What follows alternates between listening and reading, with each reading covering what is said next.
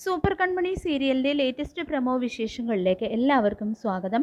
അങ്ങനെ സുമിത്രയുടെ പക തന്നെ ജയിച്ച് മുന്നേറിക്കൊണ്ടിരിക്കുകയാണ്. അവർ കൺമണിയുടെയും കൃഷിൻ്റെയും വിവാഹ തീയതി കുറിക്കുന്ന മുഹൂർത്തത്തിൽ കയറി ഇടപെടുമെന്ന് ആരും വിചാരിക്കുന്നില്ല.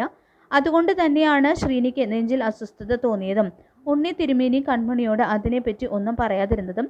സുജാതയെ പറഞ്ഞ് സമ്മതിപ്പിക്കാമെന്ന് തന്നെ ബലരാമൻ സാഗറിന് വാക്കു കൊടുക്കുന്നുണ്ട്. പക്ഷേ ബലരാമൻ കിണഞ്ഞു പരിശ്രമിച്ചിട്ടും സുജാതയുടെ മനസ്സ് മാറ്റിയെടുക്കാൻ കഴിയുന്നില്ല. കാരണം അവർക്ക് അത്രയ്ക്കുണ്ട് കൺമണിയോട് പക. ആൻറ്റിയമ്മയാണെങ്കിൽ അവിടെ ആ സമയം ഇല്ലാതിരുന്നത് ഭാഗ്യം. അല്ലെങ്കിൽ ആൻറ്റിയമ്മ ശ്രീനിയെയും മനോജിനെയും അപമാനിക്കുന്ന തരത്തിൽ പെരുമാറും എന്നുള്ള കാര്യം ഉറപ്പാണ്. തൻ്റെ മകന് സുമിത്ര മുഖാന്തരമോ മറ്റോ എന്തെങ്കിലും ആപത്ത് സംഭവിക്കുമോ എന്നുള്ള തരത്തിലൊന്നും സുജാത വിചാരിക്കുന്നില്ല. അവർക്ക് എപ്പോഴും കൺമണിയോടുള്ള ദേഷ്യവും അവളെ ആ വീട്ടിൽ കയറ്റാതെ എങ്ങനെ തടയാൻ കഴിയും എന്നുള്ള ചിന്തയും മാത്രമാണ്. ഇത്രയും കഴിവുള്ള കിട്ടിയ തൻ്റെ മകന് കിട്ടി എന്നുള്ള ചിന്തയൊന്നും സുജാതയ്ക്കില്ല. മാനസ എത്ര നല്ലവളല്ലെങ്കിലും തൻ്റെ മകന് വേണ്ടി താൻ കണ്ടെത്തിയതാണല്ലോ. തൻ്റെ മരുമകളായി അവളെയാണ് ഞാൻ കണ്ടത് എന്നുള്ള പല്ലവി മാത്രമാണ് അവൾക്കുള്ളത്. അതിനിടയിൽ കൃഷ്ണനോടോ കൃപയോടോ പഴയതുപോലെ സ്നേഹം കാണിക്കാനോ അവരോട് പഴയതുപോലെ ഇടപെടാനോ ഒന്നും സുജാതയ്ക്ക് കഴിയുന്നില്ല. എന്തിന് വൈകി കിട്ടിയ സ്വന്തം മകനായ ബലരാമനെ പോലും സ്നേഹിക്കാൻ സുജാതയ്ക്ക് കഴിയുന്നില്ല. അവർക്കിപ്പോൾ മാനസയെയും ആൻറ്റിയമ്മയെയും ഒഴിച്ച് ബാക്കി എല്ലാവരോടും ദേഷ്യമാണ്.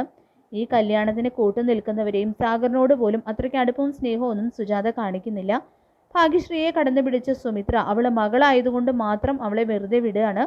കൺമണിയുടെയും കൃഷിൻ്റെയും വിവാഹ തീയതി നിശ്ചയിച്ചിരിക്കുന്നത് മുടക്കാൻ സുമിത്ര കാരണമായി എന്ന് ബലരാമൻ അറിഞ്ഞാൽ എന്താണ് സംഭവിക്കുക എന്നറിയില്ല.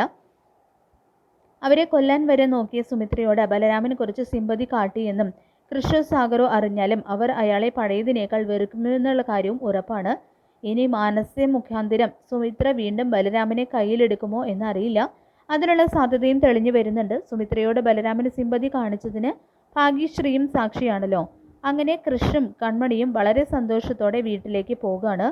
ഉണ്ണി തിരുമേനി പറഞ്ഞതിൽ കൺമണിക്ക് ആശങ്ക ഉണ്ടായിരുന്നെങ്കിലും കൃഷിൻ്റെ സാമീപ്യത്തിലും ആശ്വസിപ്പിക്കലും അവളുടെ ആശങ്ക മുഴുവനായിട്ടും നീങ്ങുകയാണ്.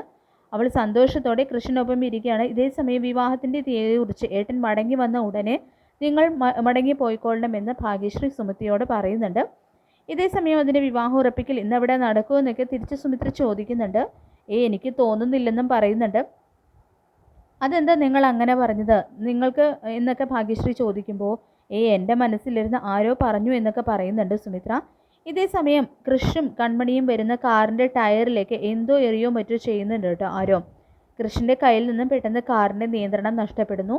അതൊരാൾ കാറിൻ്റെ ടയറിലേക്ക് വാളുകൊണ്ട് വെട്ടിയതാണെന്ന് കണ്ട കൃഷ് വേഗം തന്നെ ആളെ പിടിക്കാൻ വേണ്ടിയിട്ട് കാറിൽ നിന്ന് ഇറങ്ങി പിറകെ ചെല്ലുമ്പോൾ അയാൾ ബൈക്ക് എടുത്ത് സ്പീഡിൽ ഓടിച്ചു പോവാണ്. അങ്ങനെ ശ്രീനിയും മനോജും കൃഷ്ണകൃപയിൽ എത്തുമ്പോൾ ബലരാമൻ പറഞ്ഞ് സമ്മതിപ്പിച്ച് സന്തോഷപൂർവ്വം ചടങ്ങിന് വേണ്ടി സുജാത വിളക്കൊക്കെ എടുത്തുകൊണ്ട് വരികയാണ്. ശ്രീനിക്ക് നെഞ്ചിന് അസ്വസ്ഥത ഉണ്ടായി എന്നോ മറ്റോ ഒരു സംസാരം ഉണ്ടായെന്ന് തോന്നുന്നു. ആ സമയം പെട്ടെന്ന് അപ്പോൾ ഒരു ദുശ്ശകനമാണല്ലോ എന്ന് പറയുന്നുണ്ട് കേട്ടോ സുജാത. അങ്ങനെ സൂപ്പർ കൺമണി സീരിയലിൻ്റെ വളരെ ത്രില്ലിംഗ് ആയിട്ടുള്ള എപ്പിസോഡാണ് ഇനി വരാനായിട്ട് പോകുന്നത്. ഈ റിവ്യൂ ഇഷ്ടപ്പെട്ടെങ്കിൽ ലൈക്ക് ചെയ്യുക, ചാനൽ കൂടി ഒന്ന് സബ്സ്ക്രൈബ് ചെയ്ത് സപ്പോർട്ട് ചെയ്യുക. താങ്ക്